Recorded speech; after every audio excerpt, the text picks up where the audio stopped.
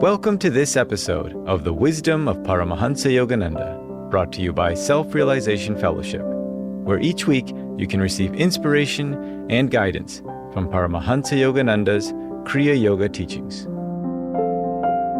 This episode is a Satsanga, Questions and Answers, by Brother Kamalananda.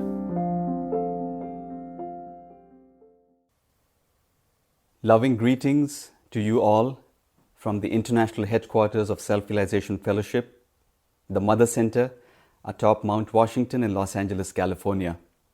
My name is Brother Kamalananda, and it gives me immense joy to welcome members and friends of Self-Realization Fellowship, Yogoda Satsang Society of India, and truth seekers who are joining us from all over the world for this first SRF online convocation.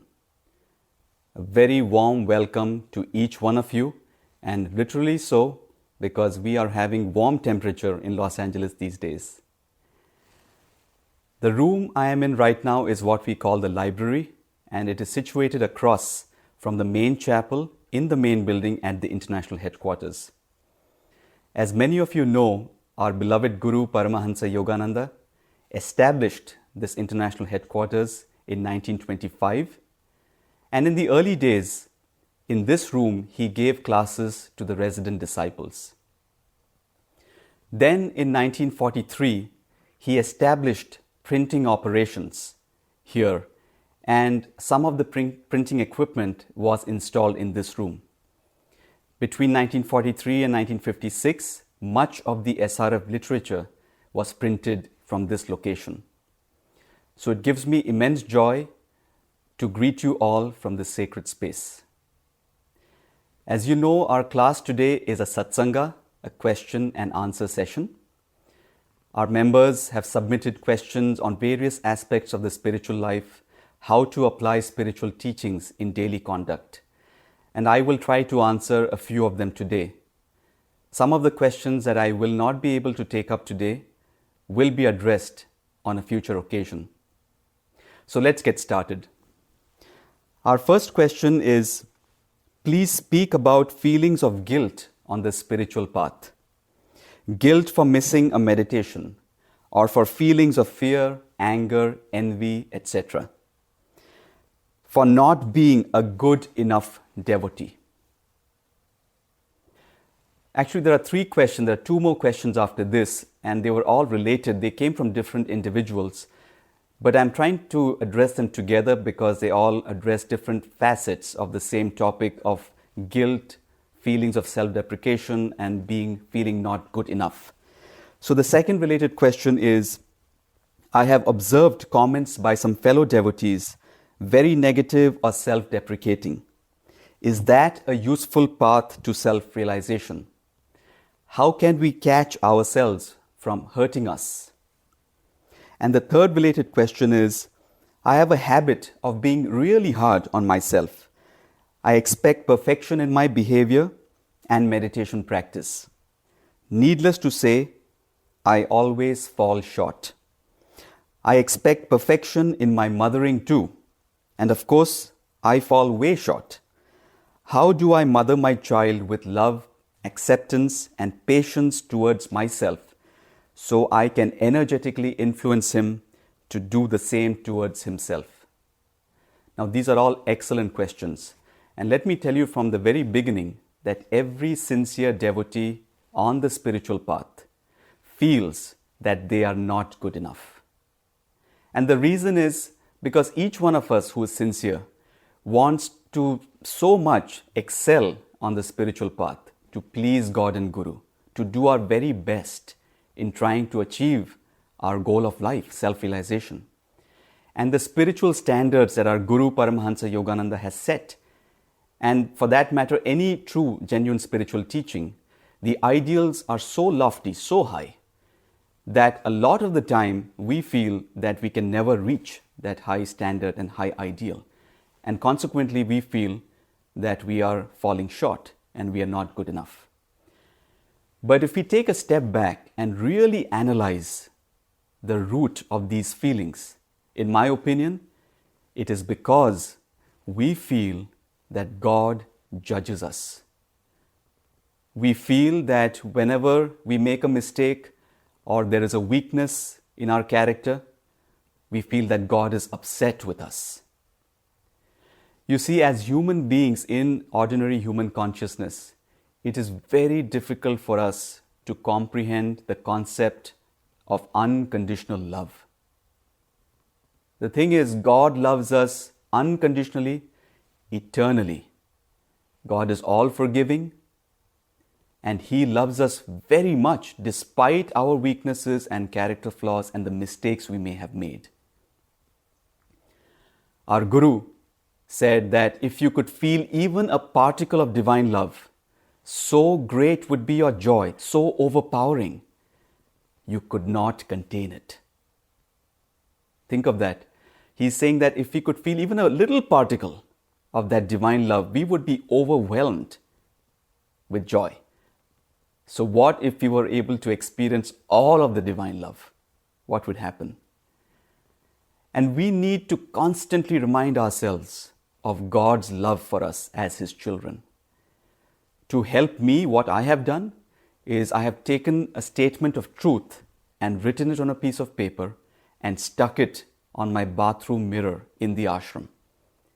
And the statement is, God loves me, His child, as much as He loves Krishna, Jesus, and His great saints. And I read this multiple times during the day so that I can constantly remind myself of God's love for me and for all of His children. Let me share with you a story that appeared in the Self-Realization magazine some years ago. There was a simple woman, and she was a devotee of Lord Jesus Christ. One day in church, as she was speaking to her priest, she confided to him that often in her meditations, Lord Jesus would appear in visions and speak with her. Now the priest was somewhat skeptical of this claim, so he decided to test the woman. He said, next time in your meditations when Jesus appears to you and speaks to you, ask Him a question. Ask Him what terrible sin your priest committed in the seminary.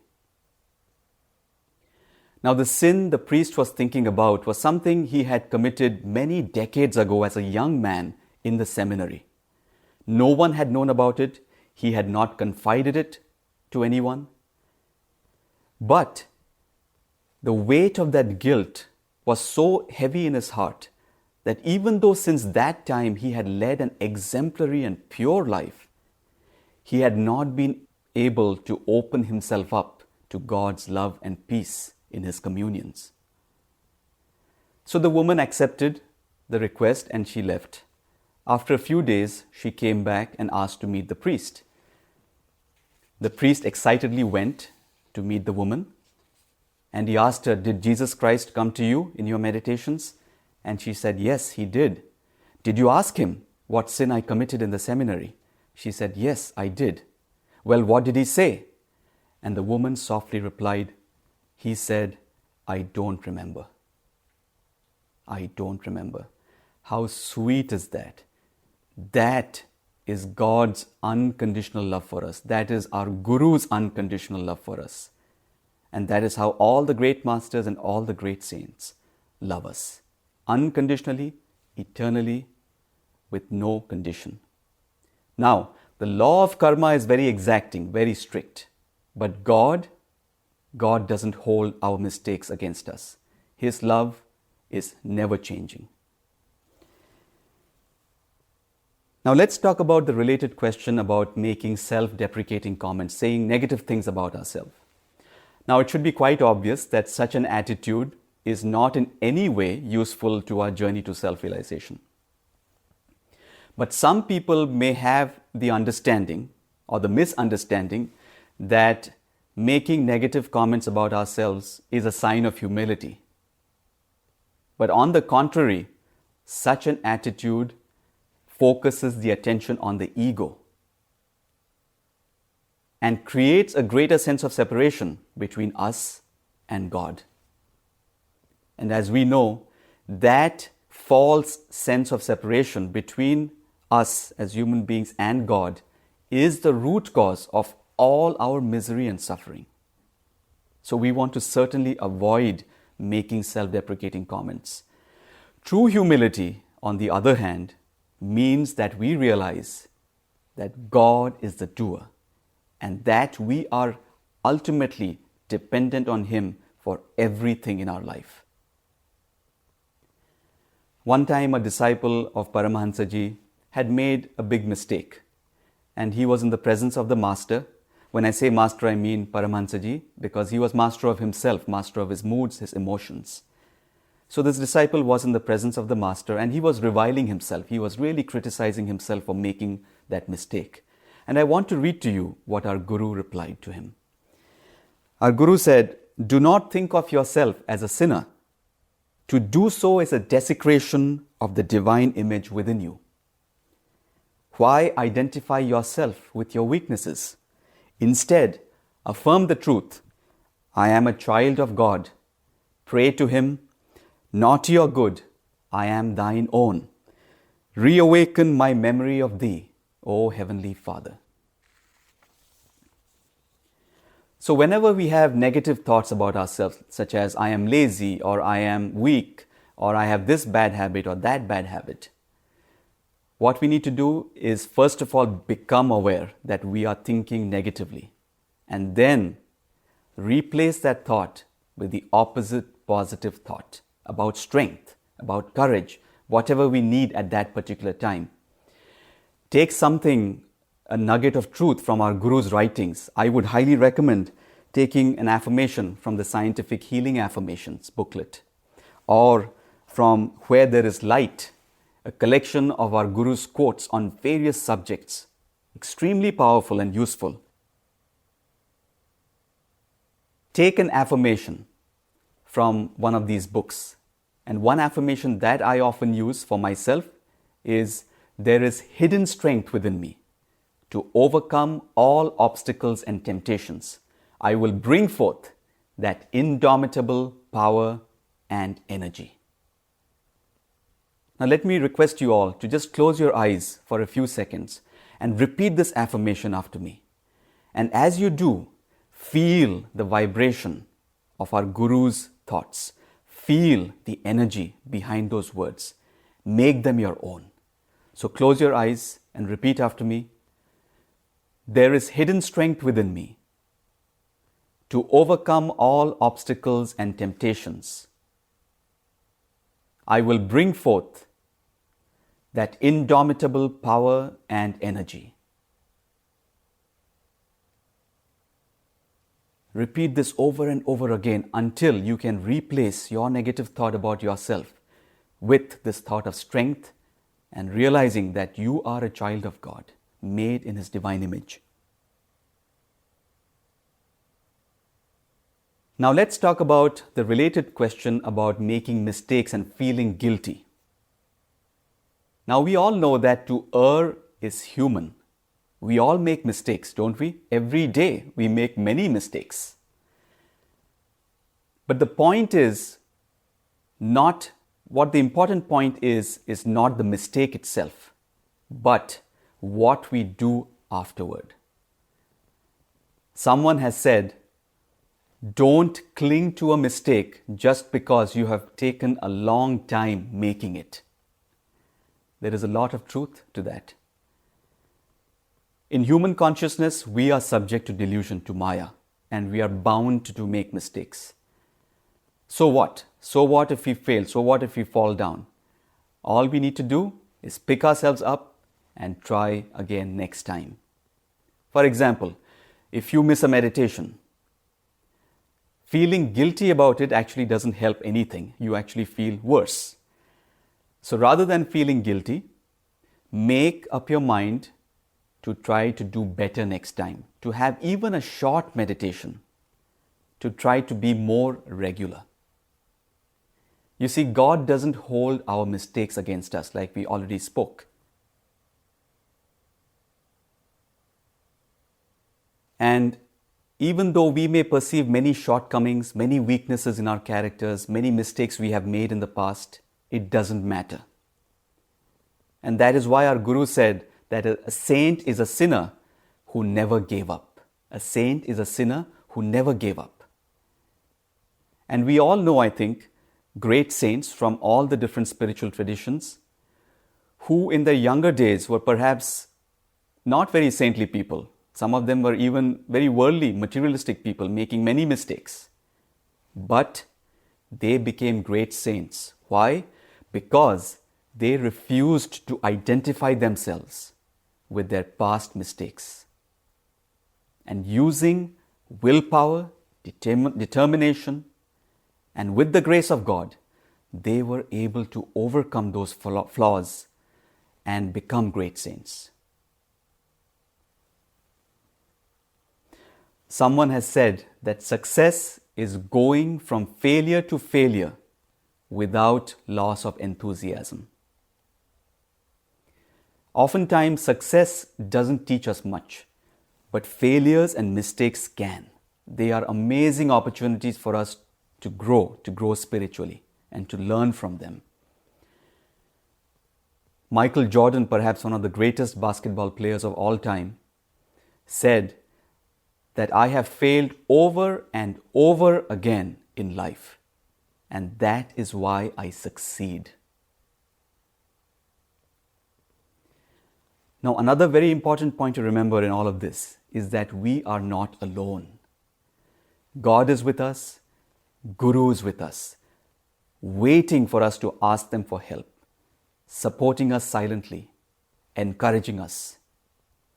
One time our Guru, Paramahansa Yogananda, told a disciple, "No matter how many times you fall, I will pick you up and place you on the lap of Divine Mother." Now note that he didn't say, if you fall 50 times, I will pick you up and place you on the lap of Divine Mother and after that you're on your own. No, he said, no matter how many times you fall, I will pick you up. So let us not fail to take advantage of our Guru's unconditional, all-forgiving love for us. I want to read to you something from our beloved former President Sri Dayamata. This is from her book, Only Love. And it really touched me when I read this, so I thought I'll share this with you. She said, one day during meditation, I was bemoaning the fact that there was so much imperfection in me, when suddenly I heard the sweet voice of the mother saying, "But do you love me?" And when I read this statement, I was so stunned because for all of us who are following the SRF and YSS teachings, Sri Dayamata represents one of the greatest saints of this path, an ideal disciple. And she's saying that she was bemoaning all the imperfections that she saw within herself. So you and I are in good company, right? So we can make it too. If she was feeling the same, it's okay for us to feel the same way. So when the Divine Mother asked her, "But do you love me?" Dayama goes on to say, "At once my whole being was bursting with the love for her that flooded me. From that day to this, my mind has been absorbed in one thought. I am in love with my Divine Mother, and in that love, my life is surrendered to her to do with as she wishes." So like we have been saying, all God is asking us is for our love. God doesn't care about our mistakes. God doesn't care about our weaknesses. So long as we are loving God, trying to love God, we are making progress. Our Guru said that even wanting to love God is loving God. And lastly, I would like to address briefly the topic about expectation and mothering. And many of the things we have discussed so far talk to that point to some degree or another. But I would like to just talk about it separately, just briefly. You see, like any human mother wants to see her children happy. No human mother wants to see her children unhappy, right? So similarly, Divine Mother wants to see us, her children, happy.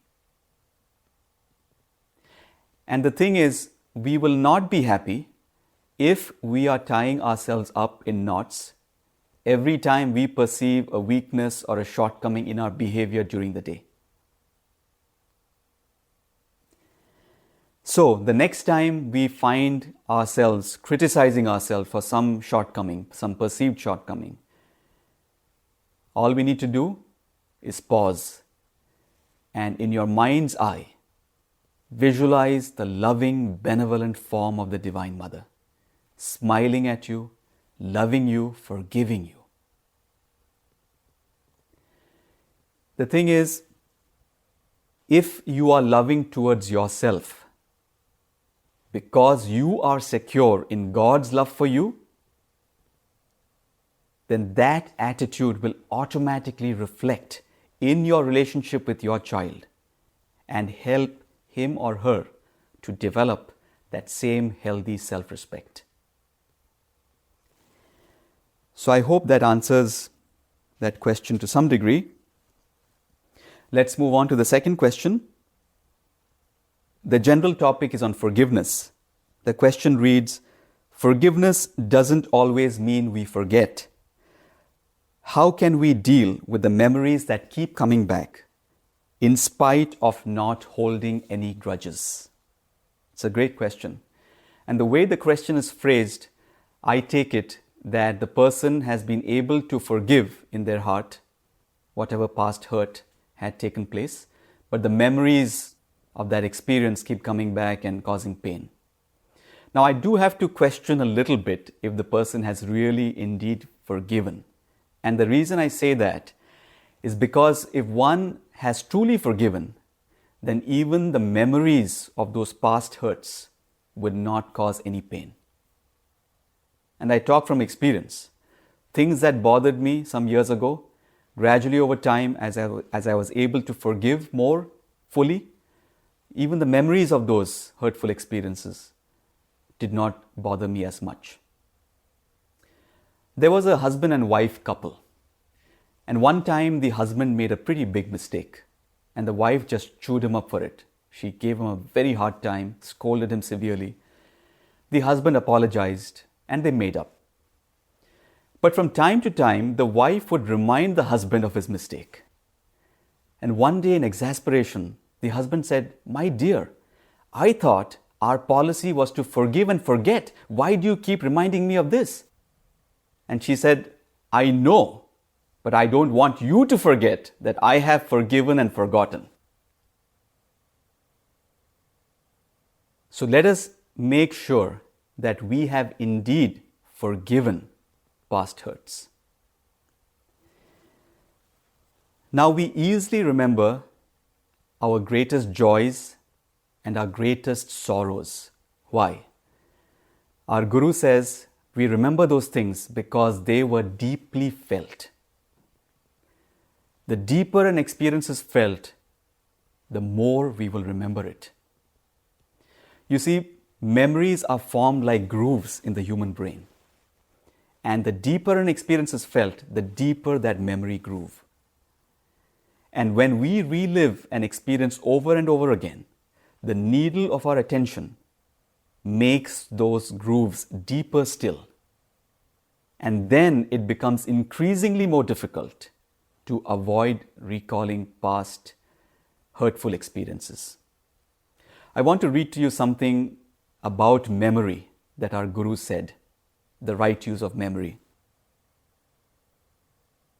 Our Guru said, to reproduce unhappy experiences in order to learn the lessons inherent in them is a proper use of memory, as then one may analyze his past behavior and avoid repeating in future the wrong acts that brought painful results. One should not bring back any wrong thought and relive it, for then it will stay longer in the mind. Memory was given to us to keep alive only life's good experiences and lessons. Get rid of wrong past thoughts by avoiding recalling them. And then he says, and this is the key, he says, if they come to mind in spite of you, refuse to entertain them. If they come to mind in spite of you, refuse to entertain them. So how do we do that? I want to share with you a few insights from our Guru's teachings on how we can successfully try to avoid recalling negative experiences. So the first thing is to make sure, like I said in the beginning, is that we have indeed forgiven. So if your past hurtful experience revolves around an individual, let's make sure that we are doing our utmost to truly forgive that person. And how we can do that is in your meditation. We visualize that individual in the spiritual eye at the point between the eyebrows. And visualize them surrounded by God's light, God's love, God's peace, God's joy. And send them, genuinely send them, your heart's goodwill and joy. And ask God and Guru to give you the strength, to give you the understanding, to help forgive and forget. God and Guru will help you if your prayer is sincere. Second point, we have to remember that we are free agents. We are endowed with free will by God, even though at times it doesn't seem like that. And we have complete control over which thoughts we entertain in our minds. Now, thoughts can be triggered in the brain seemingly out of our control. For example, thoughts can be triggered by sensations, or thoughts could be triggered by other memory thoughts. But we are the gatekeepers of our mind, and we have full power to determine which thoughts we give energy to, which thoughts we entertain, which thoughts we give attention to. That is completely in our control. In other words, we are not helpless victims of our thoughts. We, the soul, are the master of our minds if we choose to assume that control. Now, these points I'm sharing hold true if one has normal brain function and normal mental health. If someone has mental health challenges, I would suggest that they seek professional advice and professional help. Now, the next point is, once we realize that we are thinking or reliving a hurtful experience from the past, in spite of ourselves, like our Guru said, then what do? Well, first of all, we have to become aware of it as quickly as we can.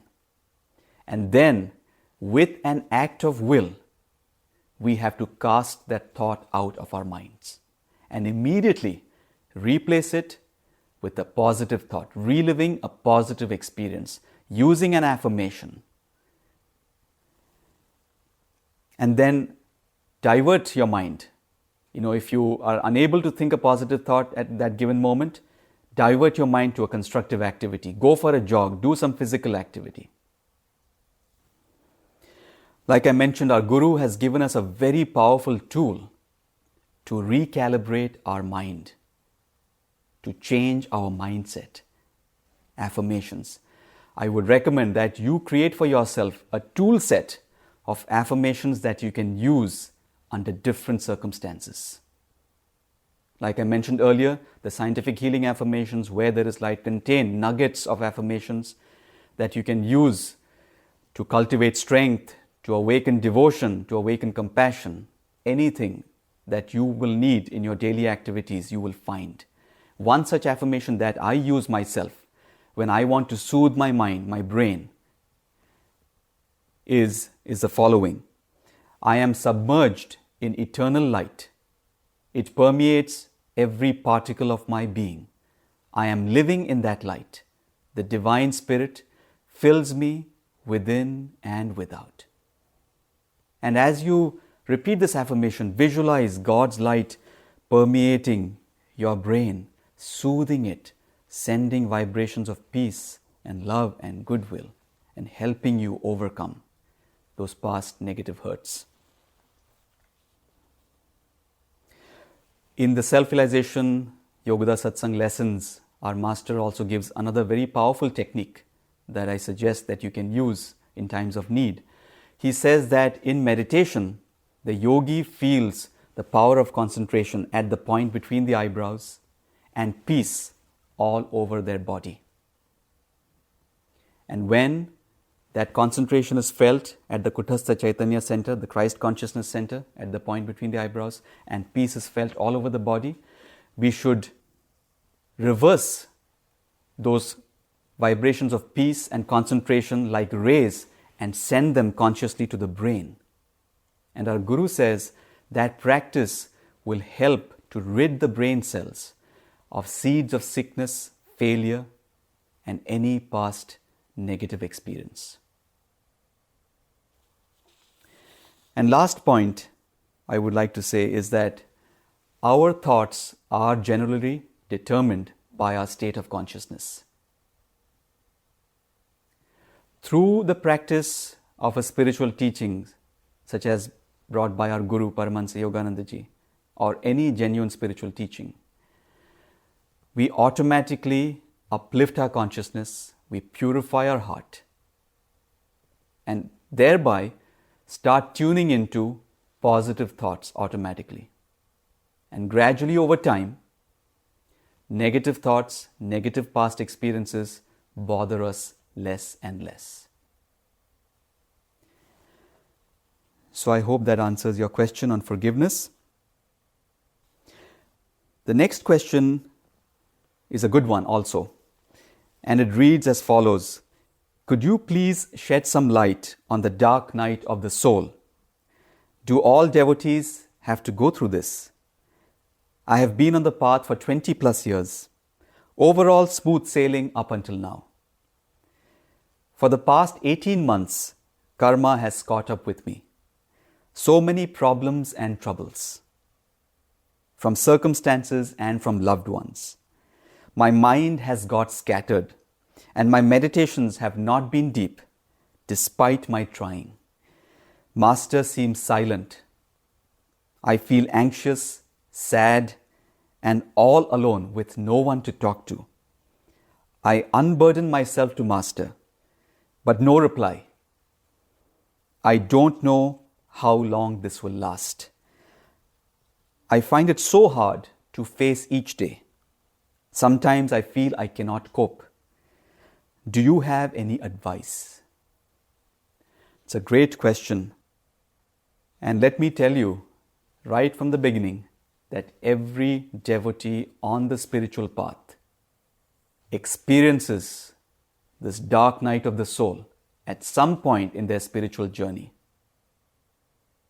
It was a phrase used by Christian mystics to represent this period of darkness, this period of feeling all alone. And like I mentioned, every devotee experiences this at some point or another in their spiritual journey. I myself have experienced it, so you're not alone. Welcome to the club. A great direct disciple of our Guru, Brother Anandamoy, he addresses this question very beautifully in a talk which is now sold as a DVD. It's titled The Wisdom of the Bhagavad Gita. It's available on the SRF online bookstore and also as a digital rental. But let me try to summarize his main points in answer to your question. Let's take a step back to the point in time when we came to the spiritual teachings, when we discovered our Guru. Perhaps after years and years of struggle, of searching, we finally found our Guru. We finally found our spiritual teaching. At that time, we were filled with so much enthusiasm because for once, life made sense. The goal of life was very clear. And not only the goal was clear, but we actually had a step-by-step methodology to attain that goal. We were filled with enthusiasm, and because of that enthusiasm, perhaps our bad habits, our negative tendencies, our samskaras were pushed to the side, at least temporarily. We became vegetarians. We wanted the whole world to become vegetarians. We want to convert our family and friends into the spiritual path. And even in our meditations, we have certain experiences, wonderful experiences that God gave to us as gifts, as an encouragement.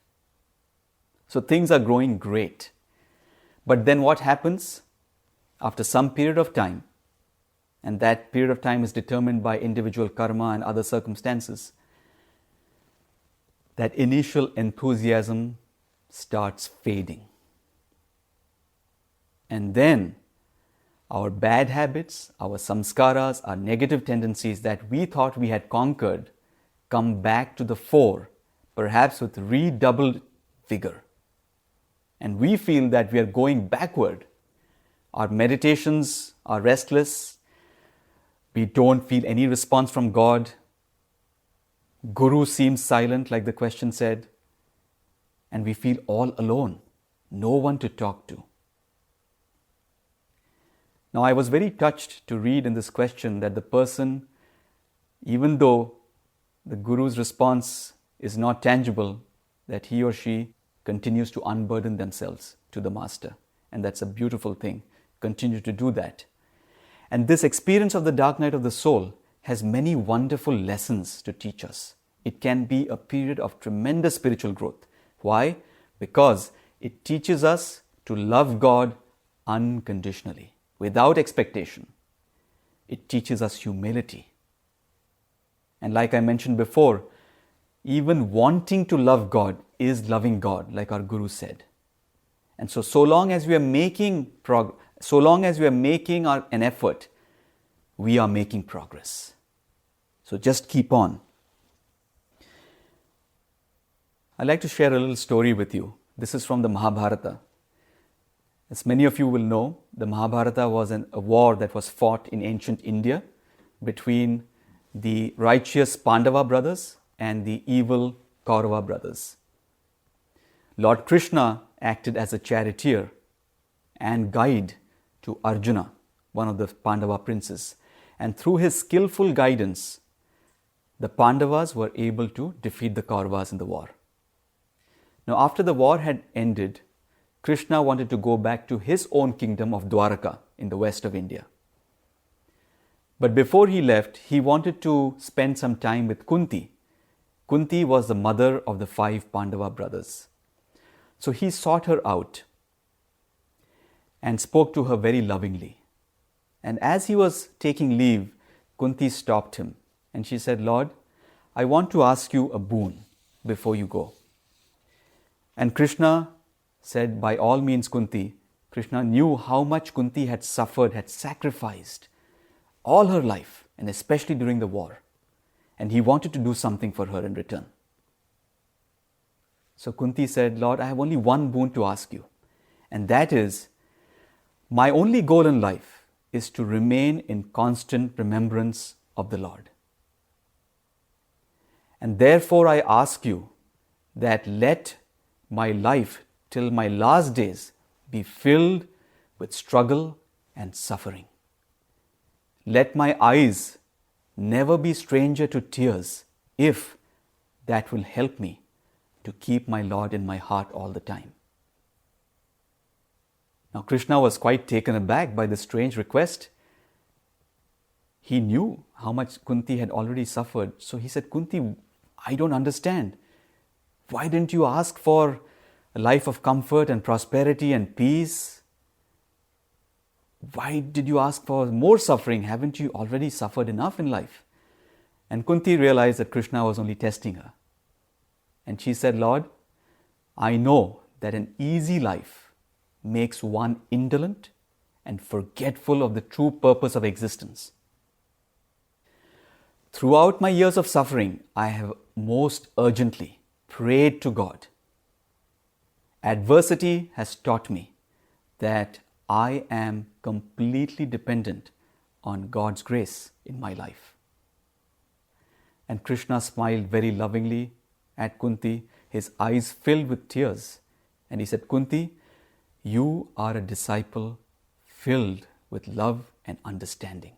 I bless you that may you never forget the Lord. May you always keep Him in your heart till the end of your days."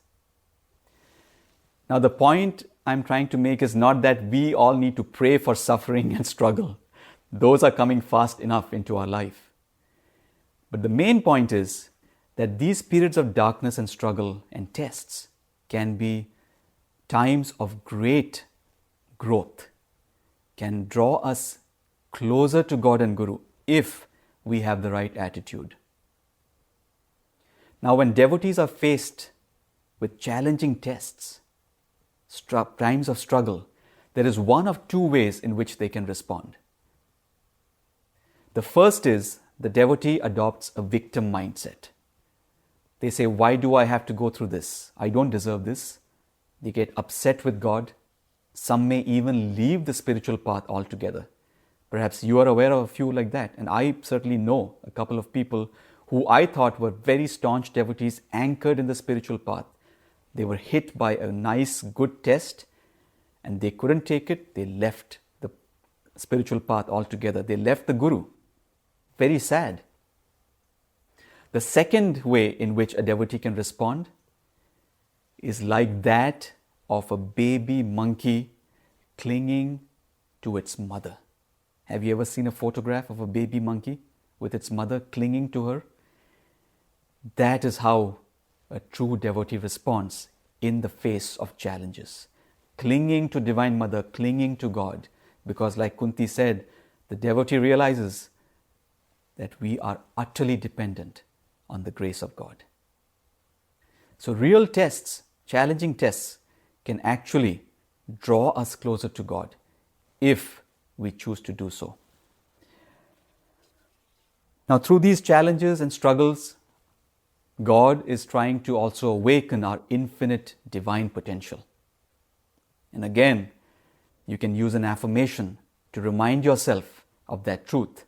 One such affirmation that our Guru gives is, Dear Father, whatever conditions confront me, I know that they represent the next step in my unfoldment. I welcome all tests because I know that within me is the intelligence to understand and the power to overcome.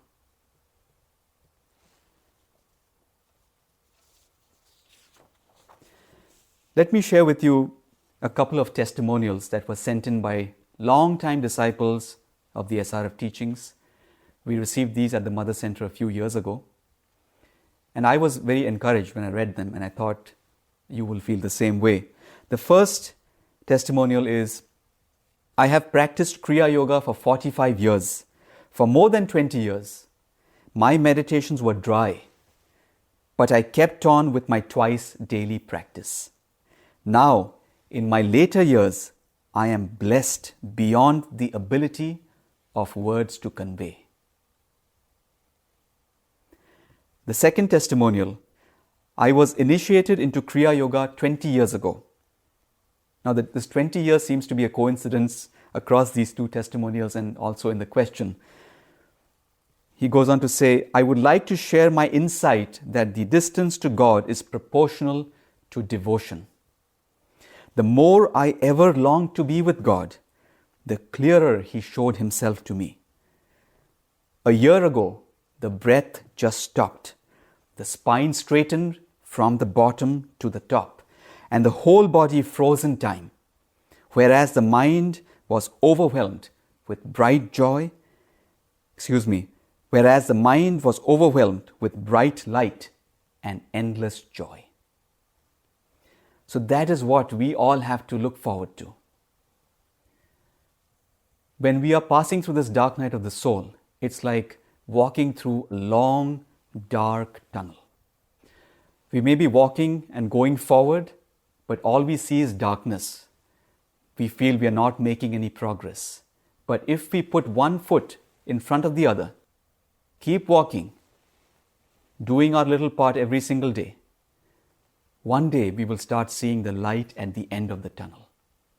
And gradually we will emerge out of the tunnel into the light. Our Guru's Param Guru, Lahiri Mahashaya said, Banat Banat Banjai. Striving, one day behold the divine goal. So I hope that answers your question. on the dark night of the soul. The next question, which also is our last question for our class today, is in the daily hustle bustle of life, work, family and children, it is so very easy to lose one's peace and calm. More especially when a person or circumstance is directly in front of us and there is no opportunity to step into silence. What is Guruji's advice? And I can pretty much guarantee you that every person who is watching this class can to some degree or another relate to this question. I know I can, because our Guru keeps his monks and nuns in all of his ashrams across the world very busy. And each day is like going into a battle, isn't it so? And everything seems to contrive to dislodge us from that state of peace and equanimity. And especially in this day and age, when the world is going through very unique conditions, where many of us are working from home because of safer at home restrictions, and we don't have that much freedom to leave our home perhaps in certain places. So all of a sudden our home has become not only the place where we live, but also the place where we work from. It has become a place for learning for our children. It can be a quarantine for sick people in our home, among other things. And it is obvious that all of these things combined can add to the stresses of our daily life. I can only imagine some of the multitasking things that one has to do in their daily life. A mother, for example, who is also working, she may be preparing food for the family. Then immediately she has to jump onto a video call with her colleagues at work. Then she's helping her children with homework. Then she has to work on her computer to prepare a report that is due the next day. And the list goes on and on. So it's a very legitimate question, how can we hold on to that peace when we have no opportunity to step out of that environment, step into the silence? And I want to give you a few insights from our Guru's teachings on how we could do this. Our Guru said that we need to learn to stand unshaken midst the crash of breaking worlds. Learn to stand unshaken midst the crash of breaking worlds. How do we do this?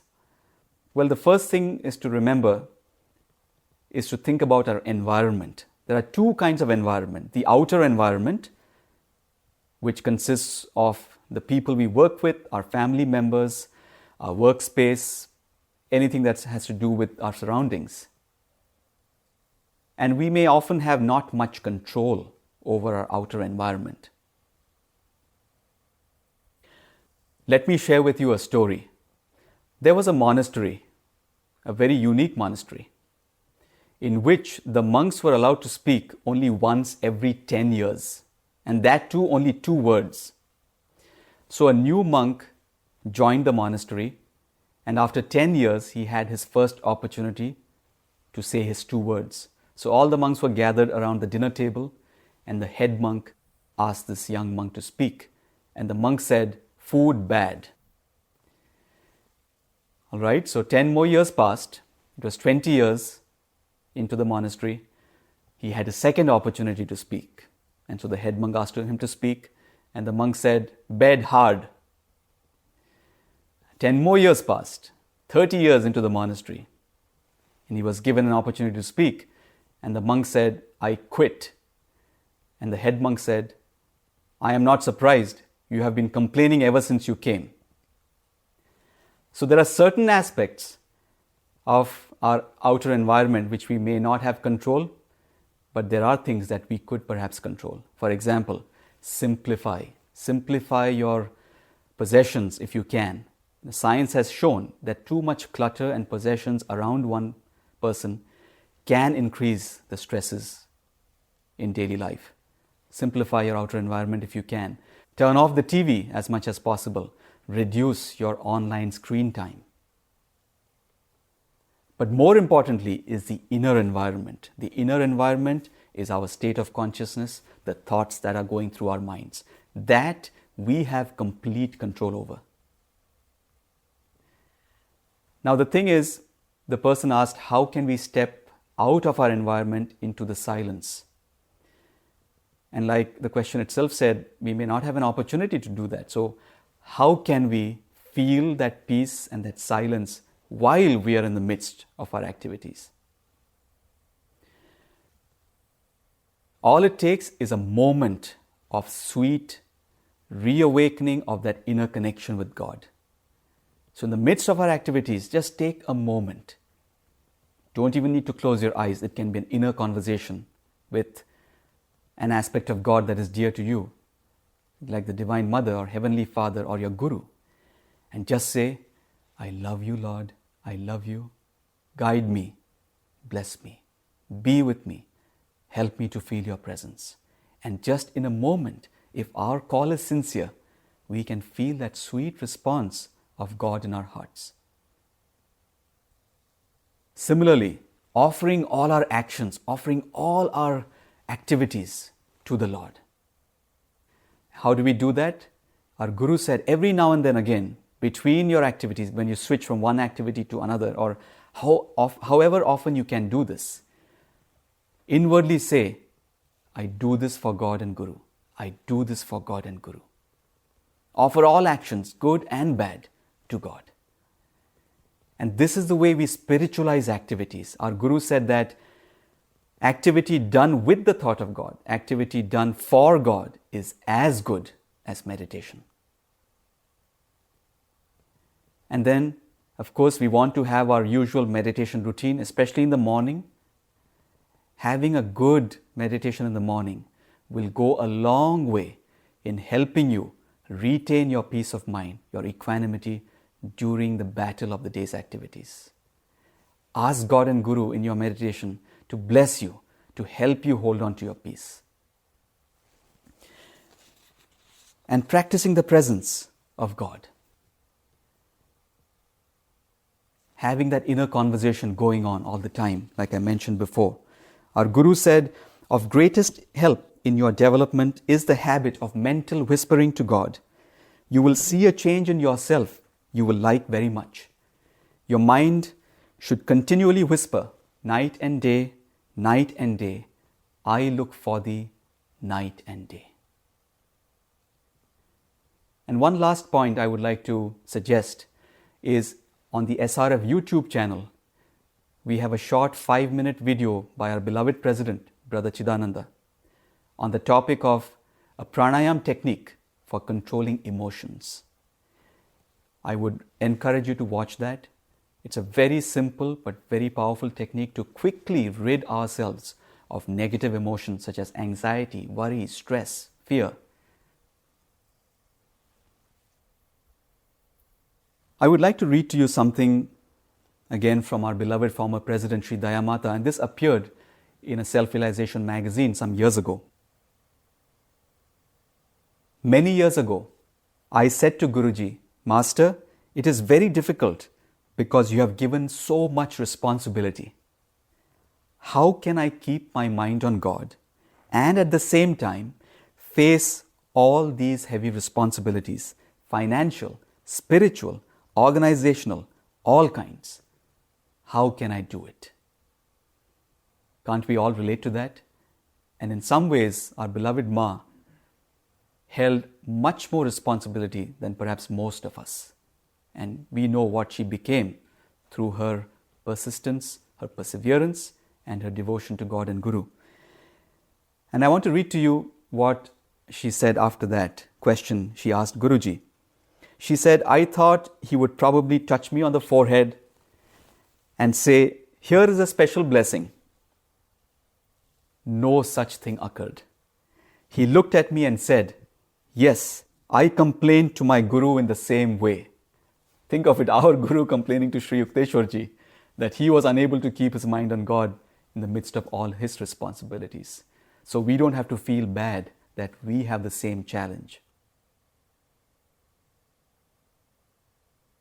Then he said, this is what you do. And listen carefully to these words, because in this lies the essence of the entire spiritual life. He said, "When you awaken in the morning, let your mind rest in the love of Divine Mother.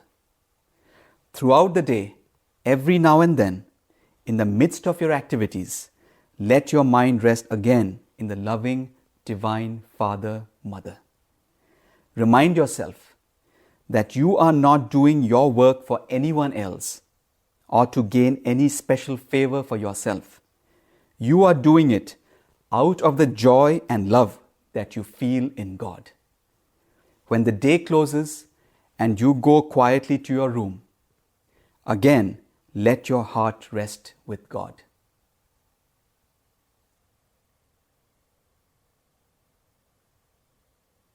In those few words, our Guru has given us the essence of the spiritual life.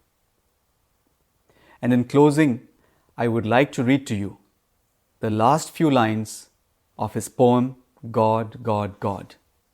And I would encourage all of you to read that poem and to memorize it if you can, because it contains the battle plan for life, how to succeed in our journey to self-realization.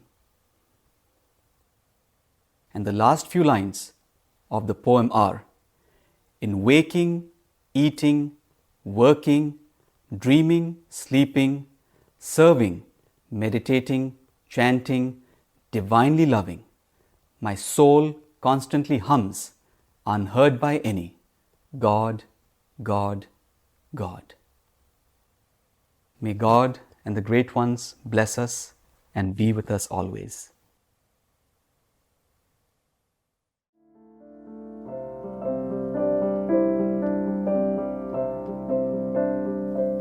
This has been a production of Self-Realization Fellowship, a non-profit organization founded by Paramahansa Yogananda in 1920.